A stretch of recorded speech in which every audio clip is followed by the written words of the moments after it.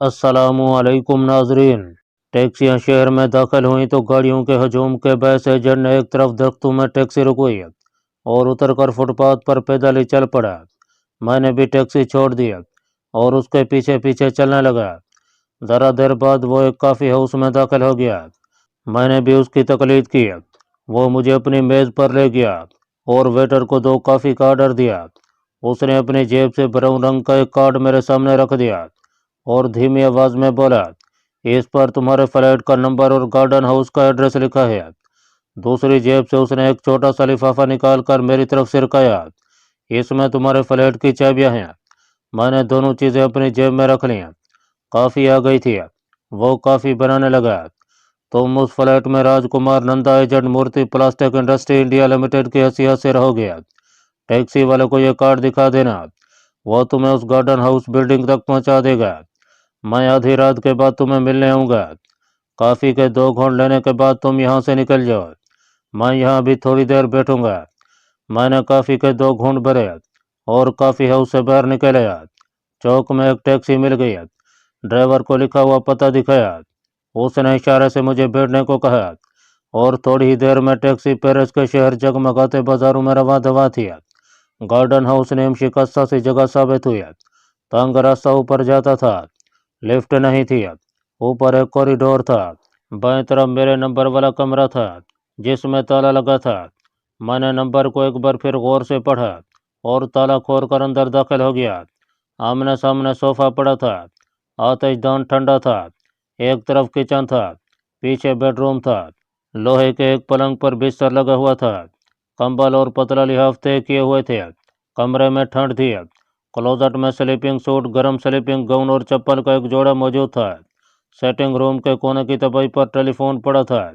यह मामूली दर्जे का गार्डन हाउस था जहां मेरी हैसियत के लोग आकर ठहरा करते थे, यानी कंपनियों के मामूली एजेंट वगैरह। मैंने जल्दी से कपड़े उतार कर स्लीपिंग सूट पहना। आतिशदान में गैस का इंतजाम मौजूद था। मैंने गैस का हीटर ऑन कर दिया। 2-3 मिनट के बाद कमरे की सर्द फिजा में खुशगवार तब्दीली आ गई। किचन में जाकर चाय बनाई और बिस्तर में दबे कर आहिस्ता आहिस्ता पीने लगा। कोई 1.5 घंटे बाहर कॉरिडोर में किसी के कदमों की धीमी आवाज़ सुनाई दी। थोड़ी देर बाद दरवाजे पर आहिस्ता से दस्तक हुई।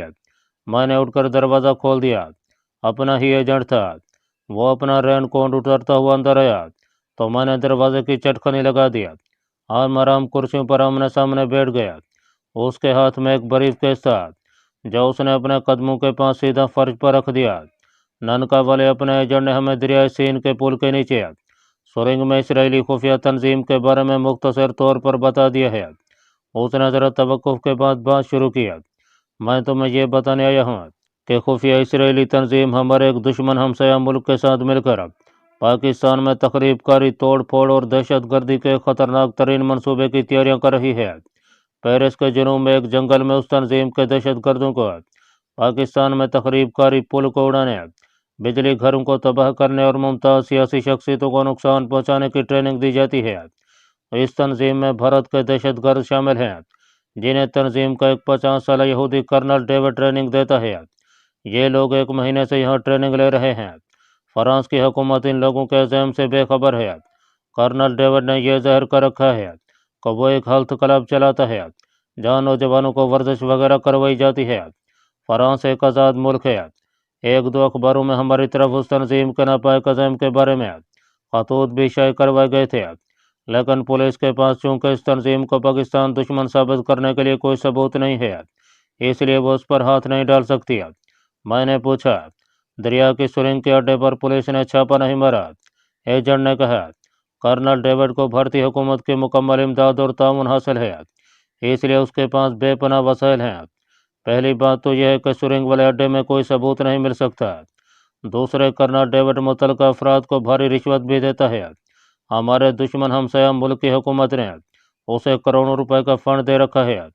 उस तंजीम के मेंबरों को जदीद तरीन तकरीबकारी की तरबियत दी जाती है जिसमें तैयारों को मिसाइल मारे बगैर ज़मीन से साउंड वेव के ज़रिए उसके इलेक्ट्रॉनिक निज़ाम को मुअत्तल करके तबाह करना भी शामिल है। ये तकरीबकार पाकिस्तान के आम सवारियों वाले जहाज़ों को भी तबाह करने की ट्रेनिंग हासिल कर रहे हैं। अगर ये शख्स कर्नल डेविड हमारे मुल्क की सलामती के लिए इस कदर खतरनाक है तो आप लोग किसी उजरती कातिल की मदद से उसे कत्ल क्यों नहीं करवा देते? इस मुल्क में उजरती कातिल आसानी से मिल जाते हैं। एजेंट मुझे गौर से देखने लगा।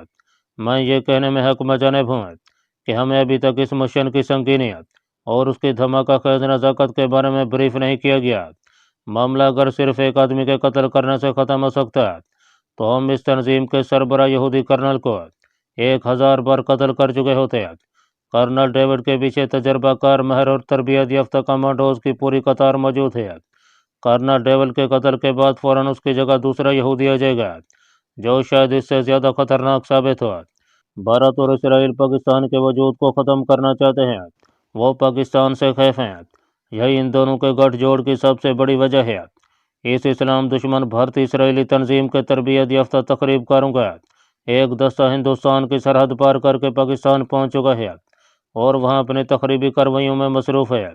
हमारी इंटेलिजेंस उन्हें गिरफ्तार भी कर लेती है, लेकिन उन तकरीबकारों की जगह लेने के लिए यहाँ से दूसरे तकरीबकार पहुंच जाते हैं। इस लिहाज से सवाल इस तकरीबकारी के सिलसिले को कर्नल डेविड को कत्ल किए बगैर ऐसे तरीके से ख़त्म करने का है कि सांप भी मर जाए और लाठी भी ना टूटने पाए। मैं पूरी तवज्जो से उसकी बातें सुन रहा था। उसने सिगार सुलगाया और फिर बोला, अब मेरी बात गौर से सुनो।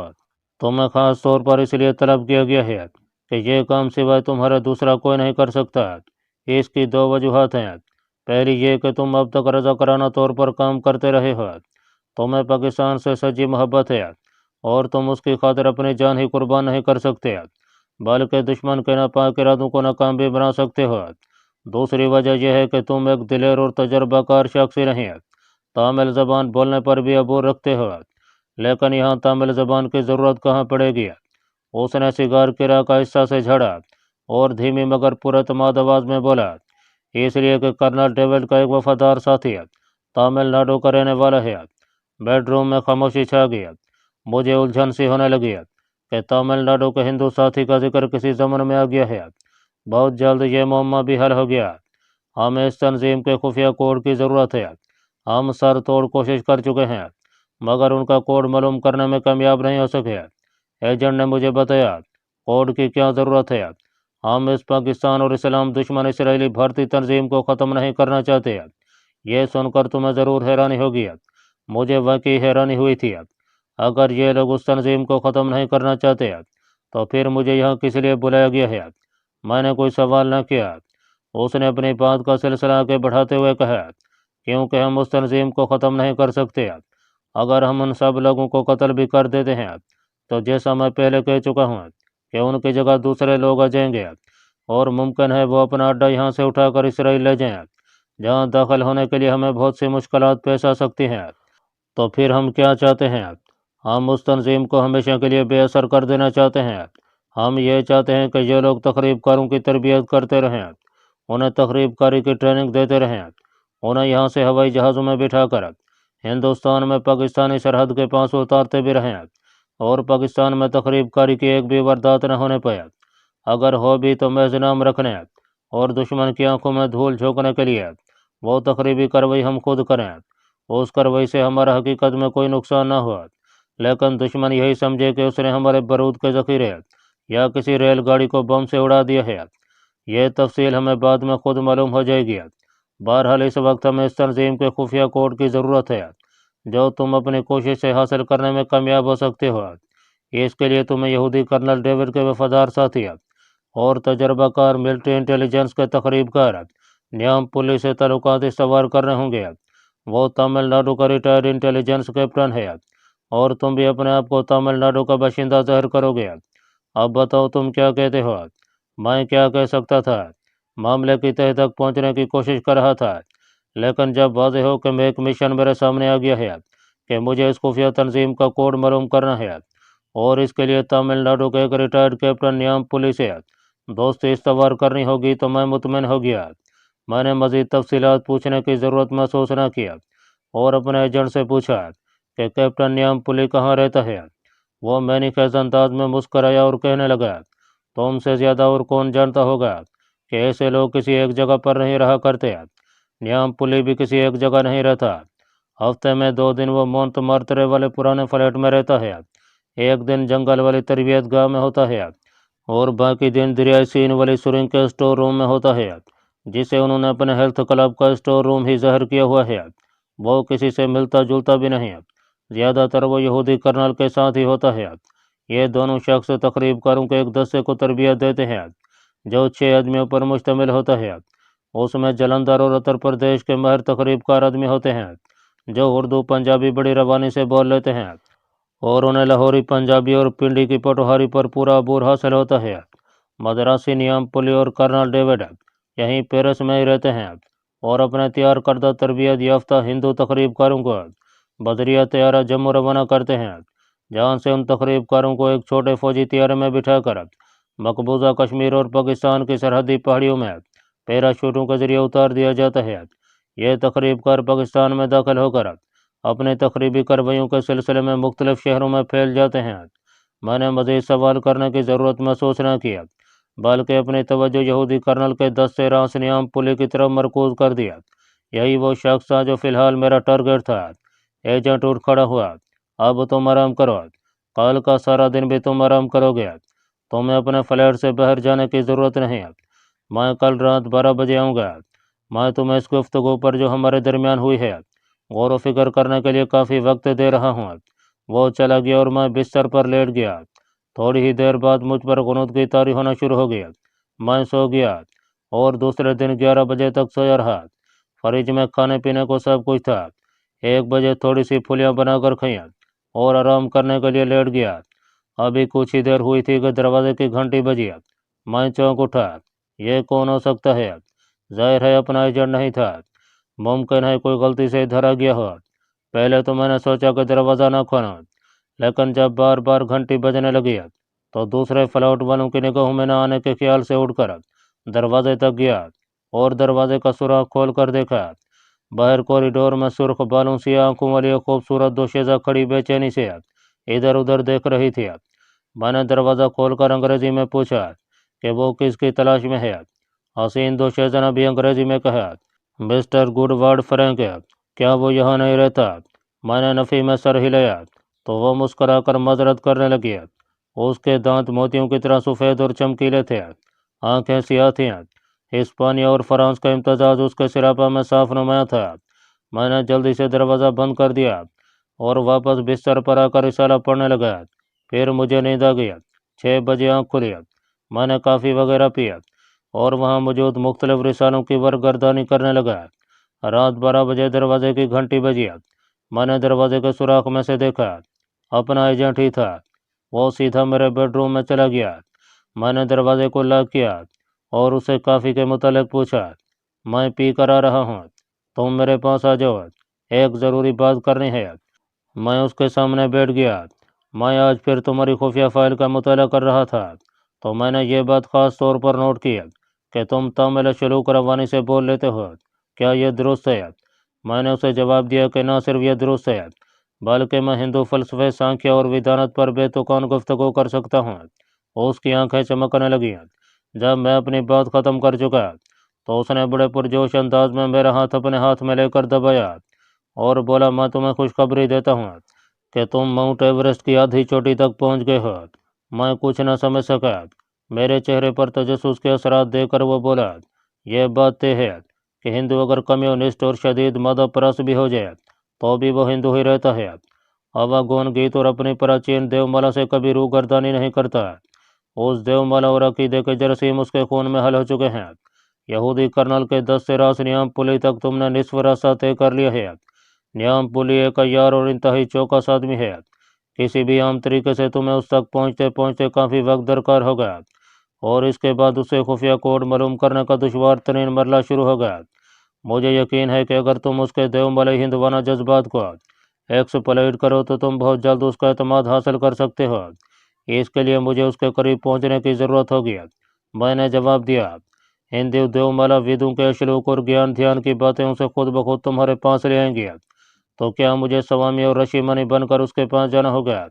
यह भी तो मुमकिन नहीं है। इस तरह उसे शक पड़ सकता है। नहीं, तुम उसके पास नहीं जाओगे, अपना एजेंट बोला। वो खुद तुम्हारे पास आएगा। इसका पूरा पूरा और सोच समझ कर इंतजाम किया जाएगा। यूरोप में हरे कृष्ण हरे रामा की कई एक सभाएं काम कर रही हैं। इन सभाओं में अवागोन और वेदों के फलसफे पर यूरोपीय गोरे सवाल पूछते हैं और गुरु उनके जवाब देते हैं। अमेरिका से यह मर्ज अब यूरोप के शहरों में भी फैल रहा है। इसकी वजह यह है कि यूरोप के लोग मादा परस्ती से निजात हासिल करके रूह का ज्ञान चाहते हैं। तुम्हारी सभा का नाम हरे राम हरे कृष्णा सभा होगा। पेरिस की एक बिल्डिंग के फ्लैट में तुम्हारा दफ्तर होगा। तुम्हारी सभा का एक इश्तिहार पेरिस के एक अखबार में शाये कर दिया जाएगा, जिसमें लिखा होगा कि हिंदुस्तान के सूबे तमिलनाडु का गुरु कृष्णामाचारी मगरब की बेचैन रूहों को शांति का दर्ज देने पेरिस में आया है। अखबार इसराइली खुफिया तंजीम तक पहुंचाना हमारा काम होगा। कल सुबह 9 बजे मैं आकर तुम्हारी पासपोर्ट साइज की एक तस्वीर ले जाऊंगा। ये तस्वीर स्वामी कृष्णामाचारी के रूम में उतारी जाएगी और तुम्हारे नए पासपोर्ट पर लगेगी। उस पासपोर्ट पर तुम्हारा वीज़ा भी तैयार होगा। एजेंट चला गया। मैं देर तक इस मंसूबे पर गौर करता रहा। मंसूबा मुश्किल नहीं था, मगर इसकी कामयाबी का यकीन नहीं था। मेरे ख्याल में एक तजर्बाकार जासूस और मिलिट्री इंटेलिजेंस के आदमी को अवागोन के चक्कर में पड़ने की कोई ज़रूरत नहीं थी। दूसरे रोज़ ठीक वक्त पर अपना एजेंट आ गया। उसके साथ एक ब्रीफ केस भी था। बाथरूम में मेरा सर मोड़ा गया, माथे पर तिलक लगाया गया, ज़ाफ़रानी लिबादे के साथ गले में मनकू की माला डाली गया और इस होली में मेरी पासपोर्ट साइज़ की तस्वीरें उतारी गईं। तुम आज भी फ्लैट से बाहर नहीं जाओगे और फिक्र न करो। यूरोप के शहरों में अगर कोई आदमी सारी ज़िंदगी भी अपने फ्लैट से बाहर ना निकले तो कोई पूछने नहीं आता कि भाई साहब खैरियत है, आप अंदर क्यों बैठे हैं। दूसरे रोज़ अपना एजेंट आया तो मेरे नए पासपोर्ट के साथ पेरिस का एक मशहूर रोज़नामा भी था। उस अखबार में हरे राम हरे कृष्णा की रूहानी तरजीम का एक इश्तिहार छपा हुआ था। नीचे मेरे फ्लैट का नंबर और सभा का वक्त दिया हुआ था। मेरे नए पासपोर्ट पर मेरी नई तस्वीर छपी हुई थी।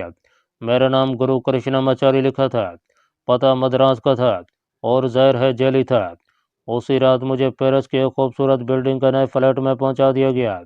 मेरा फ्लैट खास तौर पर पहली मंजिल पर लिया गया था ताकि अगर मुझे हंगामी हालात से फरार होना पड़े तो इमारत की बुलंदी मेरे रास्ते में हेल ना हो। फ्लैट में फर्नीचर और ज़रूरत की हर शय पहले से मौजूद थी। इश्तिहार में मेरा फ़ोन नंबर भी दिया गया था। अगले ही रोज़ मुझे फ़ोन आना शुरू हो गया। मगरब की मादा परस्ती से उगते हुए लोग रूहानी तस्कीन हासिल करने के लिए मुझसे मुलाकात का वक्त मांग रहे थे। मैं सुबह के वक्त सिर्फ 3-4 आदमियों से ही मिलता। हिंदू फलसफा विधानत पर अपनी समझ और इल्म के मुताबिक बातें करता। इन लोगों के लिए मैं बड़ा ज्ञानी ध्यानी था। मुझे कर्नल डेविड और न्यामपुली की तस्वीरें दिखा दी गई थीं। मैं इस इंतज़ार में था कि मेरे तमिलनाडु का बाशिंदा होने का पढ़कर या सुनकर शायद न्यामपुली मेरे पास है। 2 हफ्ते मुझे फ्रांसीसी औरतों और मर्दों को अंग्रेजी में ऊट-पटांग उपदेश देते गुजर गया और न्यामपुली की सूरत दिखाई ना दिया।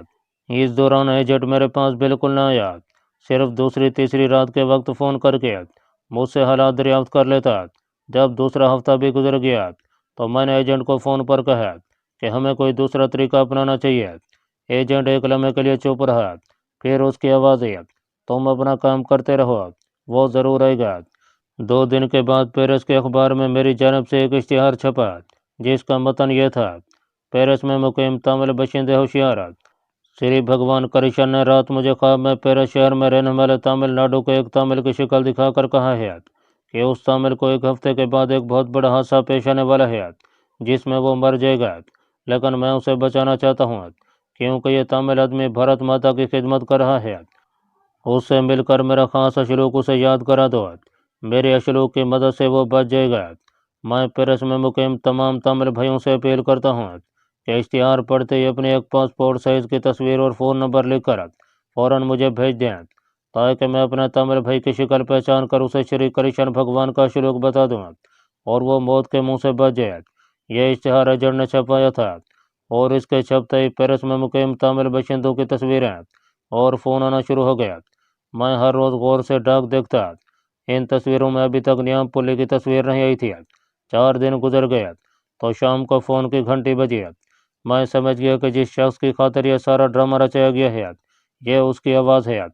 मैंने बड़ी नर्म और शफीक आवाज़ में कहा, मैं ही कृष्णामाचारी गुरु हूँ, आप कौन हैं, क्या आपने तस्वीर भेज दी है। दूसरी तरफ से आवाज़ आई, तुम फराड हो, तुम जैसे झूठे गुरु यूरोप में तमिलनाडु के रहने वालों और भारत माता को बदनाम करते फिर रहे हैं। मैं तुम्हें वार्निंग देना चाहता हूँ कि यहाँ से अपना बोरिया बिस्तर बांध कर वापस भारत चले जाओ। जिस गोहर या नयाब की मुझे तलाश थी यह वही शख्स था मैंने अपनी आवाज़ में मज़ीद शफ़क़त पैदा करते हुए कहा, मेरे बच्चे, पेरिस में रहने वाले सारे तमिल लोगों ने अपनी तस्वीरें मुझे भेज दी हैं। उनमें उस आदमी की तस्वीर नहीं है जिसकी शक्ल मुझे श्री भगवान ने सपने में दिखाई थी और जिसके साथ 2 दिन बाद कोई खौफनाक हादसा पेश आने वाला है। ज़ाहिर है वो आदमी तुम ही हो। मैं तुमसे दरख्वास्त करता हूँ कि मुझे बेशक ना मिलो, लेकिन मैं तुम्हें जो श्लोक बता रहा हूँ उसे याद कर लो। यह श्री कृष्ण भगवान का खास श्लोक है। मैंने ऋग्वेद के एक श्लोक का तमिल तर्जमा फ़ोन पर बोल दिया। जानबूझकर बहुत ही मुख्तसर श्लोक बताया था ताकि उसे फ़ौरन याद हो जाए। दूसरी तरफ से उसने करख्ता लहजे में कहा, मुझे तुम्हारे किसी श्लोक की ज़रूरत नहीं है। मैंने फ़ौरन श्लोक को 3 बार दोहराया ताकि गैर शौरी तौर पर उसे श्लोक याद हो जाए। सिर्फ तुम एक ऐसे तमिल हो जिसने मुझे अपनी तस्वीर नहीं भेजी। मुझे यकीन है कि तुम्हारे साथ भगवान कृष्ण के कौल के मुताबिक कोई खूनी हादसा पेश आने वाला है, मगर भगवान तुम्हारी रक्षा करना चाहते हैं। उनका श्लोक घर से निकलते वक्त पढ़ लिया करो। बस इससे ज़्यादा मुझे तुमसे कोई दिलचस्पी नहीं है। मैं नहीं जानता कि तुम कौन हो और भारत माता की किस तरह खिदमत कर रहे हो, मगर श्री कृष्ण भगवान तुम्हारी ज़िंदगी बचाना चाहते हैं। मैंने भगवान की तरफ से अपना फ़र्ज़ पूरा कर दिया है। अब तुम जानो तुम्हारा काम है। मैंने खुद ही फ़ोन बंद कर दिया। मैं पीछे हटा ही था कि घंटी एक बार फिर बोल उठी। मैंने जल्दी से रिसीवर उठा लिया। दूसरी तरफ से एजेंट था। उसने कहा कि वो तेरे पास आ रहा है और मेरा जवाब सुने बगैर फ़ोन बंद कर दिया। 20 मिनट के बाद वो मेरे पास बैठा सिगरेट सुलगा रहा था। मैंने फ़ोन पर तुम्हारी और न्याम पुली की गुफ्तगू सुन ली है। तो क्या यह न्याम पुली ही था? मैंने बेताबी से पूछा। हाँ, वो बोला। हमने फ़ौरन ट्रेस आउट करवा लिया था। वो अपनी मौत मातरे वाली रिहाइशगाह से तुम्हें फ़ोन कर रहा था। तुमने अच्छा किया कि उसे श्लोक बता दिया। अब बाकी काम हम कर लेंगे। तुम यहाँ इत्मीनान से अपना मिशन जारी रखो। लोगों को उपदेश देते रहो। तुम्हें अभी ज़्यादा बाहर निकलने की ज़रूरत नहीं है। वो उठकर दरवाजे की तरफ बढ़ा तो मैंने कहा, क्या हमें इंतज़ार करना होगा? उसने दरवाज़ा खोलते हुए मेरी तरफ देखा और बोला, अब वो खुद तुम्हें फ़ोन करेगा। 2 रातें गुजर गईं। तीसरी सुबह हस्बे मामूल 2 फ्रांसीसी औरतें और कुछ मर्द मुझसे रूहानी तस्कीन हासिल करने आ गए। मैंने भी हस्बे आदत अपना उपदेश शुरू कर दिया। 1 घंटे बाद मैंने हाथ जोड़कर हरिओम का नारा बुलंद किया और अपने मुरीदों को वापस भेज दिया। दरवाज़ा बंद करके मैं अपने लिए खाना तैयार करने लगा। उस वक्त 9:15 बज रहे थे। अचानक फ़ोन की घंटी बज उठी। मैंने सोचा कि एजेंट या कोई रूहानी तस्कीन का मुतलाशी फ्रांसीसी होगा। रिसीवर उठाया तो दूसरी तरफ से वही भरी और पुरतमाद आवाज़ आई। उसने तमिल ज़बान में कहा, मैं तुमसे मिलना चाहता हूँ। आवाज़ में पहले वाली रौनक, करख्तगी और घमंड नहीं था। मैंने उसी शफ़क़त भरी आवाज़ में पूछा, तुम कौन हो बेटा? दूसरी तरफ से आवाज़ आई, मैं वही तमिल हूँ जिसने तुम्हें अपनी तस्वीर नहीं भेजी थी। अब शक व शुबे की कोई गुंजाइश बाकी नहीं रही थी। इसके बावजूद मैंने बेनियाजी से पूछा, तुम सुबह को श्लोक पढ़कर घर से निकलते हो ना? आवाज़ आई, गुरुदेव, मैं आपको किस वक्त मिल सकता हूँ? मुझे शाम के बाद का कोई वक्त दें, क्योंकि दिन के वक्त मैं जॉब करता हूँ। मैंने उसी शान बेनियाजी से कहा, बच्चा, तुम 8 बजे के बाद मेरे पास आ सकते हो, मगर मैं तुम्हें आधे घंटे से ज़्यादा वक्त नहीं दे सकता, क्योंकि रात को मुझे ज्ञान ध्यान भी करना होता है। फ़ोन बंद कर दिया गया। अब मैं बेचैनी से रात के 8 बजे का इंतज़ार करने लगा। दिन गुजर गया, शाम हो गई। पूरा शहर रोशनियों से जगमगाने लगा। ठीक 8 बजे दरवाजे की घंटी बजी और मैंने उठकर दरवाज़ा खोला।